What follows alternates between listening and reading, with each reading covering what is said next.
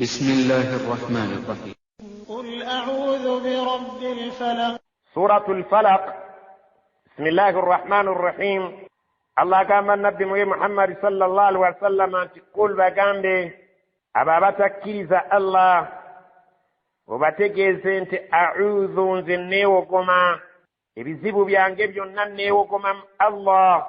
okwewogoma kitegeeza nti Allah subhanahu wa ta'ala oyo gwewogomyemu yalina amaanyi okuzzaayo buli kizibu kyonna ky'osuubira okutuukako ye w'amaanyi asobola okukitifendinga n'akikuggyako bagambye nti nze neewogomye nga okutaasibwa kwange neewogomye eri Allah abeere nga ye mutaasa wange mu buli nsonga yonna. Allah oyo gye neewogomye birabbil falaqi ye nannyini ye oyo omutonzi nannyini makya. Min sharri ma khalaqa neewogomye eri Allah subhanahu wa ta'ala ntaasa ebintu bino obubi obuli mu ebyo byonna bye yatonda bibeere ebitambula oba ebibuuka oba ebitayogera ebiri awo ebikalu oba ebiri mu mazzi ebika by'ebintu ebyenjawulo byonna obubirimu neewogomye eri Allah subhanahu wa ta'ala yekka y'aba abuntaasa kubanga tewali ayinza kuntaasa bubi obw'okuggyako Allah.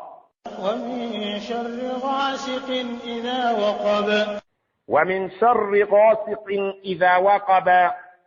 era neewogomye eri Allah subhanahu wa ta'ala ntaasa obubi obusangibwa mu kiro naddala obudde singa buba bukunidde nga bukutte enzikiza. Allah subhanahu wa ta'ala agamba nabbi Muhammad sallallahu alaihi wasallama nti ategeeza abantu bonna nti ye yeewogomye eri Allah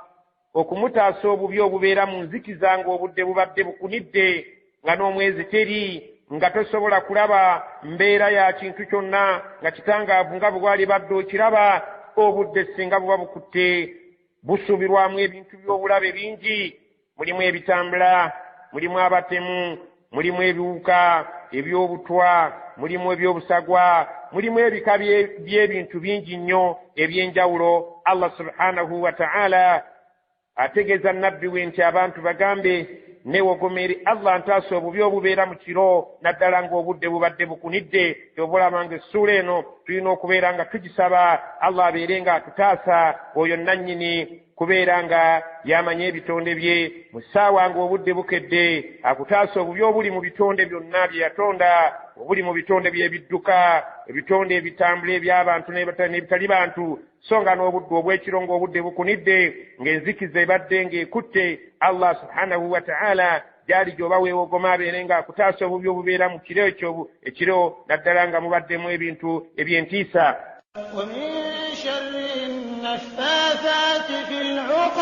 ومن شر era Allah subhanahu wa ta'ala gyali gye neewogomya ntaasa obubi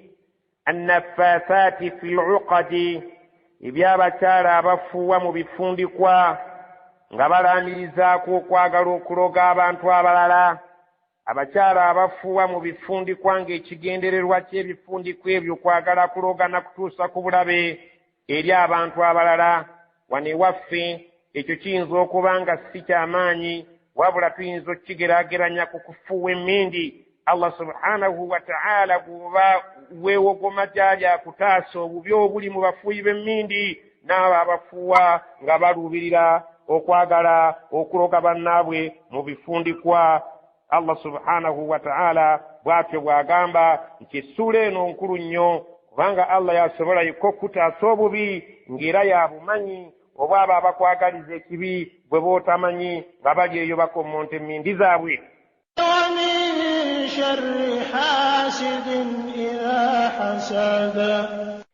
wa min sharri hasidin idha hasada era Allah subhanahu wa ta'ala gyali gye neewogomye abeerenga ntaasa obubi obwoyo ow'ensaalwa yenna singa ensaalwa eba emukutte kwekyo ekyengera Allah subhanahu wa ta'ala kyaba akuwadde weewogome eri Allah subhanahu wa ta'ala kubanga ow'ensaalwa oweeriisa ebbi ku kyengera Allah subhanahu wa ta'ala kyaba akuwadde oluusi oyinza obutamumanya ng'ali mu bantu b'oku lusegere mikwano gyo oluusi ayinza okuba mu b'eŋŋanda zo oluusi ayinza okubeera mu bantu ab'ebweru kale gwe toyinza kumutegeera naye Allah subhanahu wa ta'ala ye yamumanyi beera nga weewogoma eri Allah subhanahu wa ta'ala abeere nga akutaasa embeera y'omuntu oyo ow'ensaalwa naddala atakwagaliza kirungi kyobulaba nga nabiyuna Muhammad sallallahu alaihi wasallama bwe yalogebwa omusajja ayitibwa Labid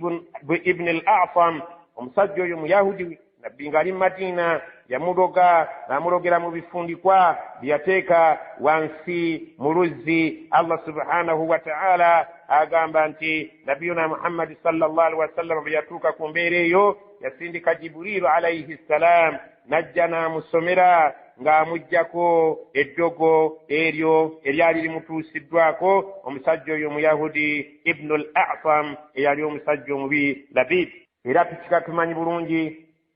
ng'essuula eno a'udhu n'eri naasi naye eriko ekigambo a'udhu z'essuula eziyitibwa al-mu'awwidhatain. Hadiisi egamba ng'eva ku Muslim